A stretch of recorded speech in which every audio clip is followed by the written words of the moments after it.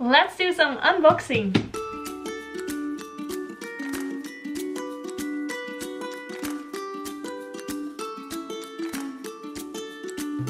Hi there, welcome to a new video on the Oooooo channel. As you've seen from the title, I will be doing some unboxing today. My name is Irene and this is the Oooooo studio where I normally quilt, but this video is about a overlocker. Let's bring in the overlocker. There it is, a new Bernina L460. I am having a new collaboration with Bernina. And what does that mean? Well, that means that I will be writing for the Bernina blog again and tell you all about this machine. So I have been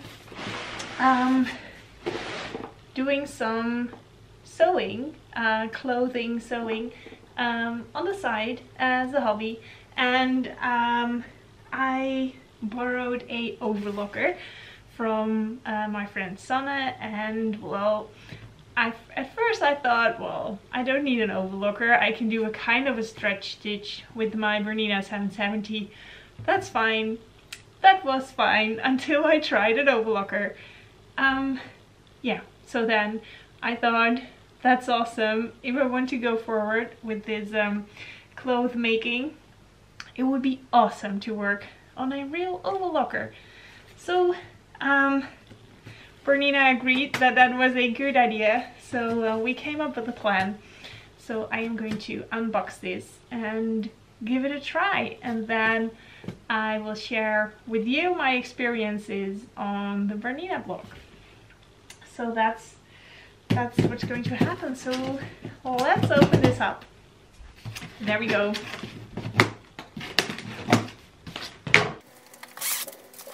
So exciting. A new machine.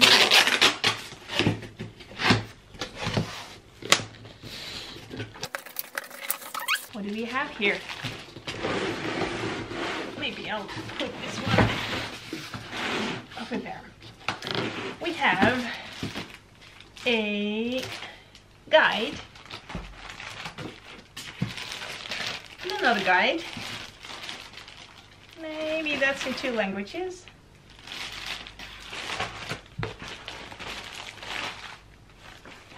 Yes.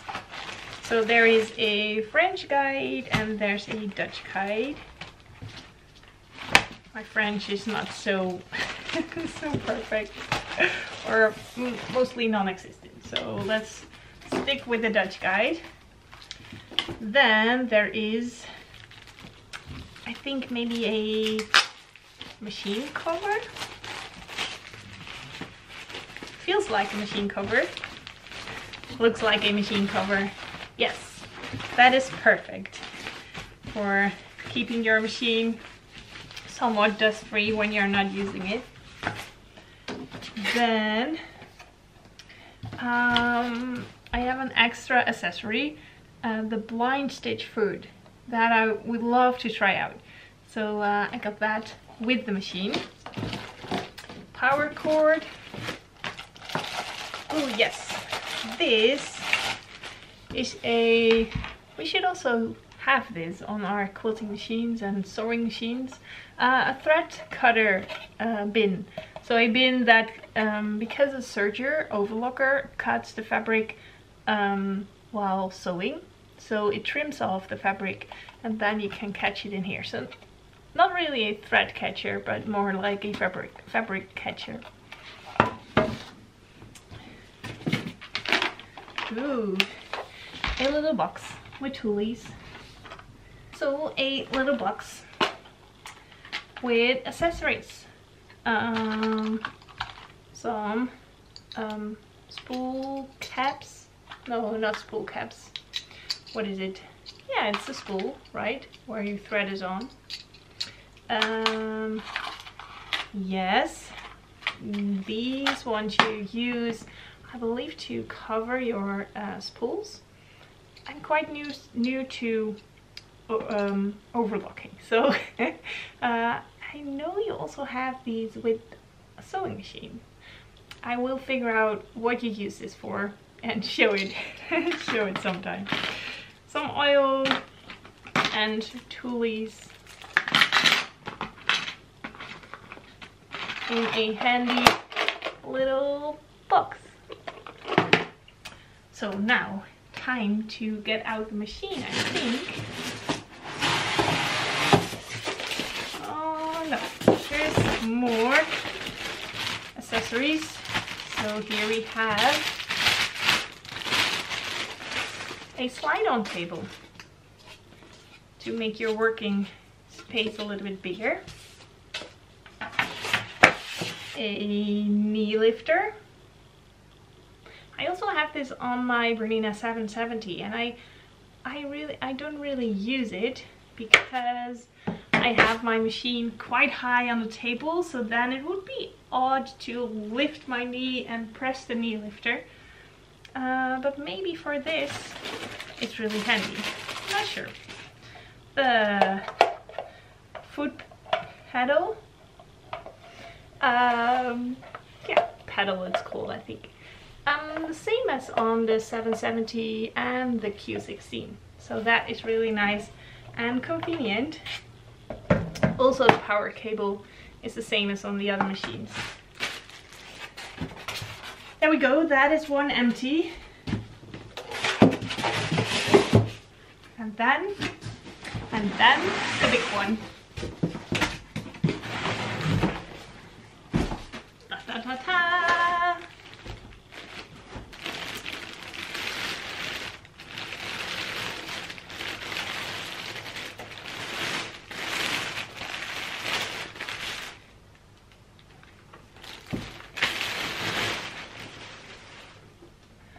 Isn't that pretty?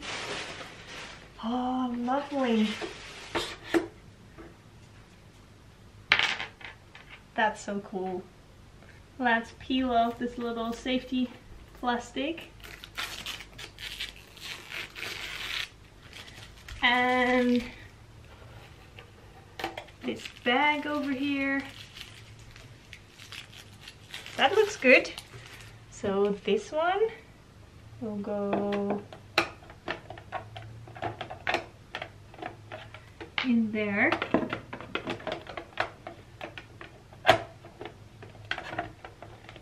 Yes.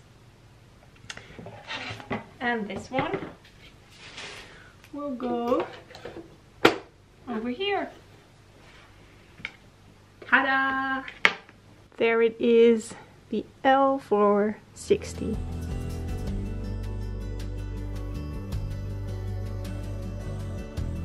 This machine has normal threading, so no air threading, but it does have a DC motor. So while I was making the choice on what machine, what kind of overlocker I wanted to work with, Bernina has several options, and also the Bernina series has options. And I thought that most difference lies in air threading or not. And well, then you need to take in mind that I'm a beginner on this area of sewing. So of course you have those big machines that can do everything, like the L890 for example, but that's just way out of my league. I just need something that can do an overlock stitch because I'm a beginner, so I don't need this super advanced machine yet. So then the big differences between the machines were, I think, the AC motor, like the Bernina has, versus the DC motor that the Bernina overlockers have. And the difference in that is that a DC motor is a little bit stronger. So when you have a thicker layer of fabrics, multiple layers of fabrics and thicker fabrics, then it cuts through easier, and it has a little bit better control of the speed. Also with the Bernats and the AC motor you do have speed control, but then as you sew slower, the motor also has a little bit less power. So that's a difference you feel, but also that is a difference in price range. So another option that overlockers can have or don't have is air threading, and I love the air threading on the Bernina 60 68 and 64. I've tried those out and that's awesome. So you just put your thread in here, press a button, and then whoop, it just flies through your machine and it's threaded. And on a normal sewing machine, that's not really an issue because you have just one thread. But here you have 4 threads, and it can be a little bit fiddly to re-thread an overlocker. But especially when you would go for a combo machine like the Bernina L460, then when you build it from overlocker function to cover locker function, then it would be really handy to have that air threading. So yeah, those were the main things that I took in mind while picking out a machine. Do I want a AC motor with air threading and a cover lock function, or do I prefer a little bit of stronger motor, the DC motor, and don't have the cover lock function and don't have the air threading? I went for the DC motor, and that is the same as also is in the 770. I don't know if they are exactly the same motors, but it kind of feels the same. It also has the same foot control. So I am familiar with that and thought, yes, okay, that's what I'm going for. Maybe when I get to the advanced stage of sewing clothing, then I can switch to a more advanced machine if I would ever need it. I doubt it, because I tried this one and it's awesome. It's really, really powerful and does an awesome job. Yeah, so taking this out of the box was pretty quick.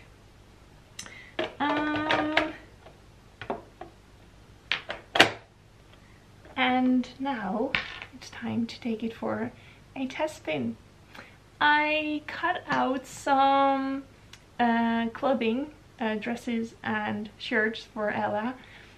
So I'm going to start with that and just taking a kind of older jersey fabric that I had laying around for quite a while and never used, so it's not one of my favorites. I think that's why I left it. But it's perfect to try out this machine, so if I mess up, if I do something wrong, it will be okay.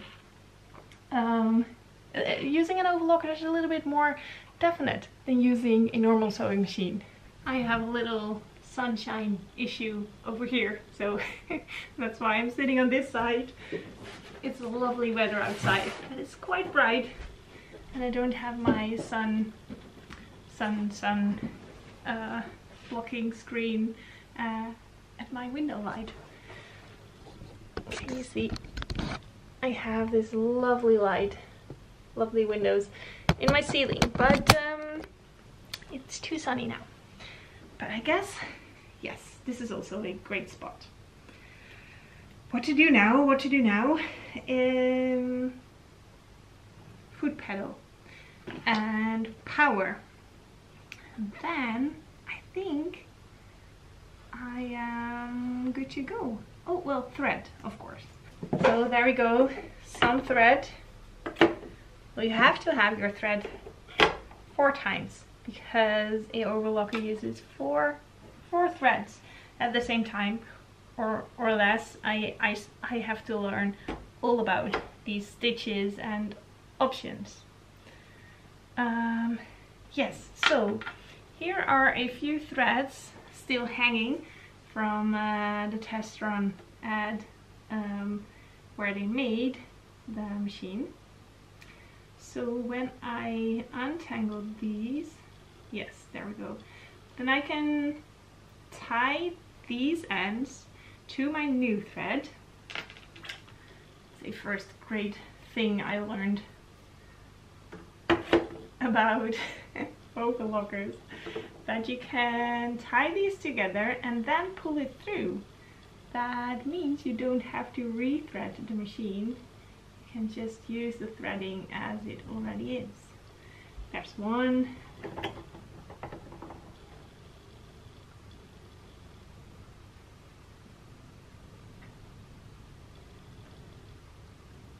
There's two.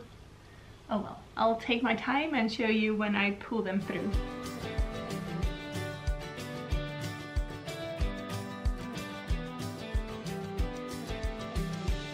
There we are, so all the 4 threads are tied to the ones that are already in the machine.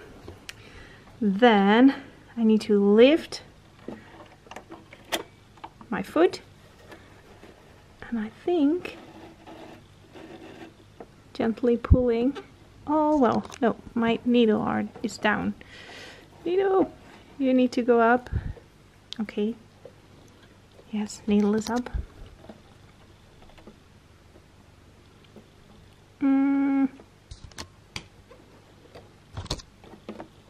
There's still tension on here. Not going to pull too hard.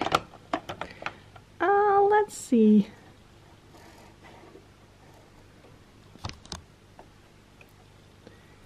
Maybe I should do one at a time. Yes. Let's do the 2. These are called looper threads.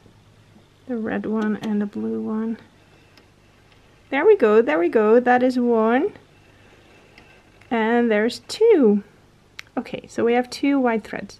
With those needle threads, by the way, I do need to know which one goes into the left needle and which one goes into the right needle, and I can't see that right now, so I will just unthread these over here. Yes, so now I can see this one is going in the left needle and this one in the right needle, and then I can follow with the color coding and then thread my needles. I just remembered that there's a tool for this. This is a needle threader tool. Let me see if I can work out how it works. Yes.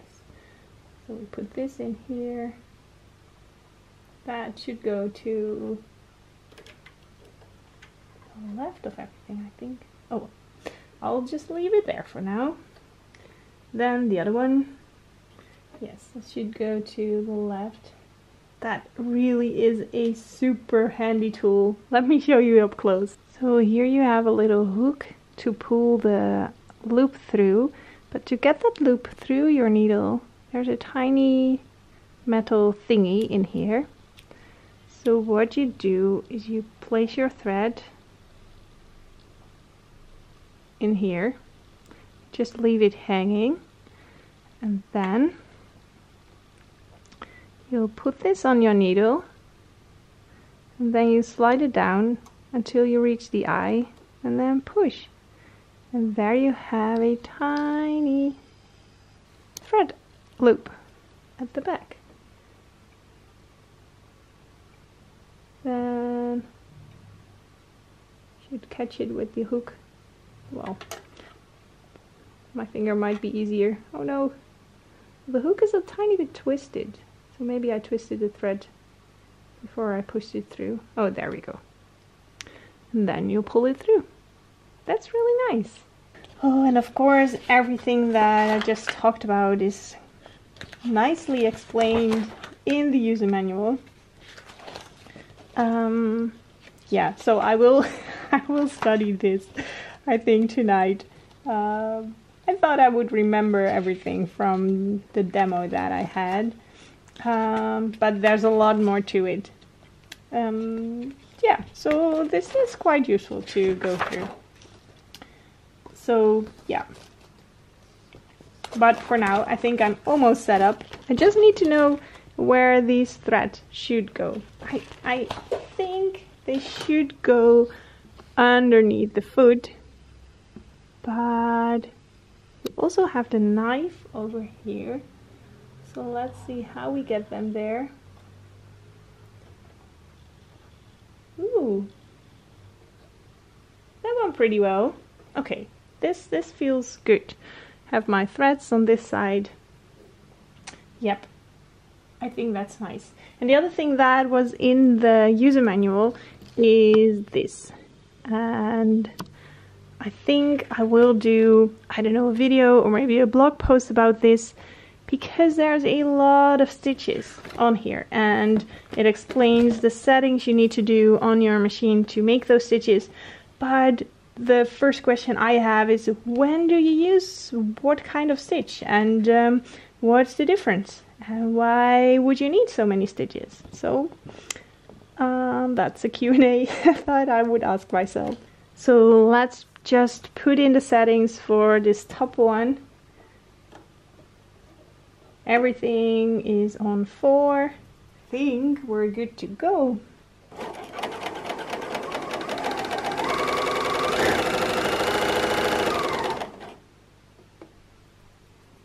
I have no clue what this should look like, but it is making a nice tail. So let's get some test fabric and run this through. Here's a scrappy piece from the dress that I would love to make. So there we go.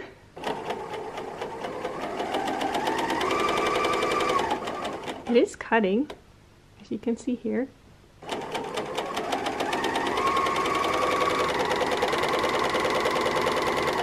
Leaving a tail that is long enough to cut off over there. I think it works. So it does make a overlock stitch.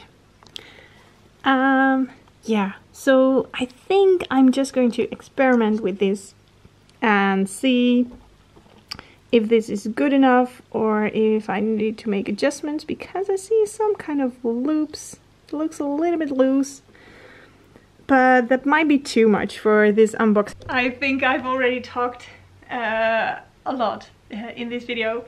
I was planning to just go ahead and sew a dress, but of course with a new machine it's good to first get to know your machine, and especially because I'm new to all of this.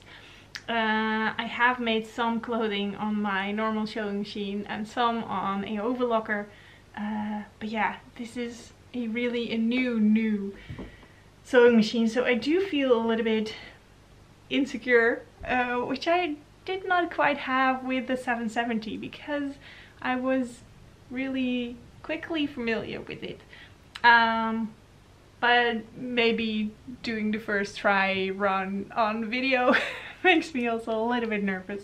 So I'll take my time, get to know the settings and stitches on the machine, and I'll give you a update, probably with a finished dress for Ella on the machine. And if you're interested in knowing more about the L460, then hop over to the Bernina blog, because there I will be talking more about it.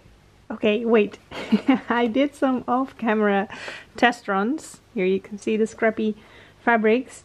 And I got a really lovely seam. So I just wanted to share what I tweaked and how I got this seam, just by changing a little bit of the standard settings. So the standard settings for that 4-thread, where is it? 4-thread overlock stitch were 4, 4, 4, 4. That's here, 4, 4, 4, 4. And then these 2.5 and 1. So I had that. I have that all now set up like this. And then there is something over here called MTC, and that is micro thread control.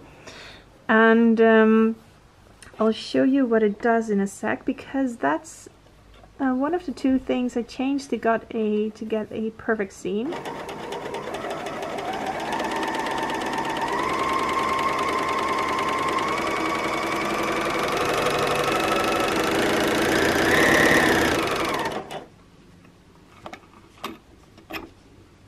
Okay, so here is the seam that I've now sewn.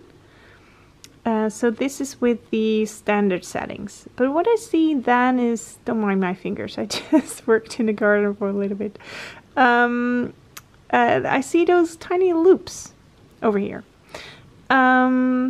yeah, so that is not, it's not, the thread is not perfectly snug around the fabric. And it could be because this is a super thin fabric. So one of the loops that is not really snug is this one on the back. And that's really nice of the machine that you have that here. So that is the one over here. So I can see that these loops on the back that are popping up over here, these are a little bit loose. So I increase this tension to 5 and then give it another go.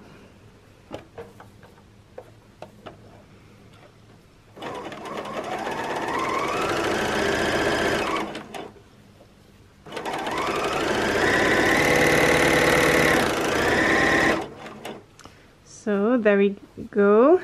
It looks pretty even, but still it has those loopy loops. And the other thing I tried was doing something with the MTC. And that is a little thing over here. And what it does, let me zoom in all the way over there. Yes, all the way over here. Yes, I think we have it in focus. So I will just point with a scissor then. So here you can see the thread is wrapped around a thingy. And that thingy over here, I don't know what it's called, but you can move that inwards or outwards a little bit. And you see that it stretches the thread. So the threads are being, how do you call that? Wrapped around this thingy. So this micro thread controller can help with making the seam bigger. So when I put it all the way to the right, I'll sew a little bit, then you can see what it did. So now I moved it all the way to the right, and it should make bigger loops.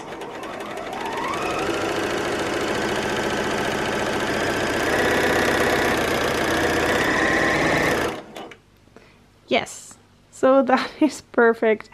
A perfect example of this function of the sewing machine. So it made bigger loops because the micro thread controller was further to the right. So let's now put that micro thread controller a little bit to the left. So I had it all the way to the right, and now I'm setting it a little bit more to the left. Let's see if I get my perfect seam back. There we go.